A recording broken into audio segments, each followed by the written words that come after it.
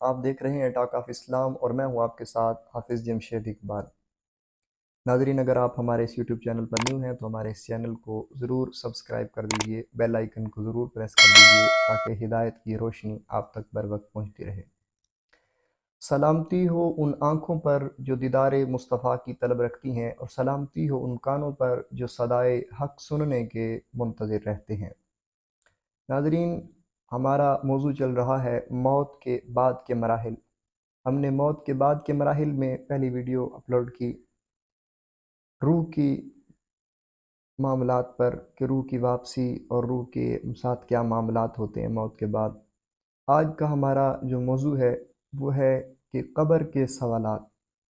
موت کے بعد جو پہلا ریئل ٹیسٹ ہوتا ہے وہ اللہ تعالیٰ قرآن پاک میں ارشاد فرماتے ہیں وَيُثَبِّتُ اللَّهُ الَّذِينَ آمَنُوا بِالْقَوْلِ الثَّابِتِ فِي الْحَيَاةِ الدُّنْيَا وَفِي الْآخِرَةِ، کہ اللہ ایمان والوں کو دنیا اور آخرت میں ثابت قدمی عطا فرماتا ہے۔ اب علماء نے اس آیت کی تفسیر میں لکھا کہ یہاں جو آخرت مراد ہے، اس سے مراد قبر کا وہ لمحہ ہے جب فرشتے سوال و جواب کرتے ہیں۔ تو اللہ تبارک و تعالیٰ ایمان والوں کو جو ہے وہ توفیق عطا فرماتا ہے کہ وہ ان سوالوں کے صحیح جواب دے پاتے ہیں۔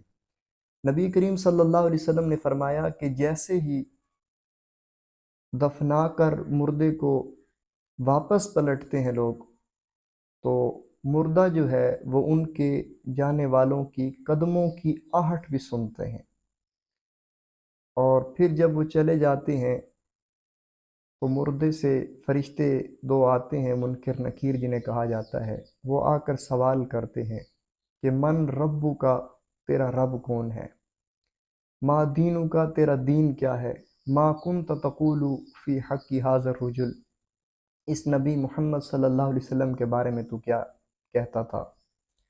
تو مومن جو ہے تو وہ تو مضبوط ایمان کے ساتھ جواب دے گا کہ ربی اللہ، میرا رب اللہ ہے، دینی الاسلام، میرا دین اسلام ہے، ہوا محمد رسول اللہ، یہ محمد صلی اللہ علیہ وسلم اللہ کے سچے رسول ہیں۔ تو جب یہ مومن جواب دے گا، اسی وقت آسمان سے ندا آئے گی کہ صدق عبدی، میرے بندے نے سچ کہا ہے۔ قرآن پاک میں آتا ہے نا کہ وَمَن يُطِيعِ الرَّسُولَ فَأُولَٰئِكَ وَمَن يُطِيعِ اللَّهَ وَرَسُولَهُ فَأُولَٰئِكَ مَعَ الَّذِينَ أَنْعَمَ اللَّهُ عَلَيْهِم مِّنَ النَّبِيِّينَ وَالصِّدِّيقِينَ وَالشُّهَدَاءِ وَالصَّالِحِينَ، کہ جو اللہ اور اس کے رسول کی اتباع کرے گا تو اس کے لیے کیا ہے، یہ وہی لوگ ہیں جو صدیقین، شہداء، صالحین، نبیوں میں ہوں گے۔ تو یہ مقام ہوگا جو اللہ اور اس کے رسول کی اطاعت کرے گا۔ لیکن کافر منافق سے جب یہی سوال کیا جائے گا کہ من ربو کا، ما دینو کا، تو وہ کیا کہے گا؟ وہ کہے گا کہ ہائے افسوس، مجھے کچھ معلوم نہیں، ہائے افسوس، مجھے کچھ معلوم نہیں۔ پھر فرشتے کہیں گے لا دریت ولا تلیت، نہ تو نے جانا اور نہ قرآن کی تلاوت کی، نہ تو نے سمجھنے کی کوشش کی اس بات کو کہ تیرا رب کون ہے، تیرا دین کیا ہے، تم نے جاننے کی کوشش ہی نہیں کی۔ پھر یہ وہ لمحہ ہوگا جب فیصلہ ہو جائے گا کہ قبر جو ہے وہ جہنم کے گڑھوں میں سے گڑھا بن جائے گی۔ تو ناظرین، قبر کا جو پہلا مرحلہ ہے وہ ہمیں یہی بتاتا ہے کہ دل میں ایمان ہو اور قرآن پر عمل اور نبی کریم صلی اللہ علیہ وسلم کی سنت پر عمل ہی جو ہے وہاں پر کامیابی کا ذریعہ ہے، نہ کہ شہرت اور نہ کہ سوشل سٹیٹس، وہاں پر جو ہے وہ کچھ کام آنے والا نہیں ہے۔ اللہ تعالیٰ قرآن پاک میں ارشاد فرماتے ہیں کہ یوم لا ینفع مال ولا بنون الا من اتی اللہ بقلب سلیم، اس دن نہ کوئی مال کام آئے گا اور نہ ہی بیٹے، سوائے اس کے جو اندر اپنا جو ہے وہ دل لے کر تم جاؤ گے۔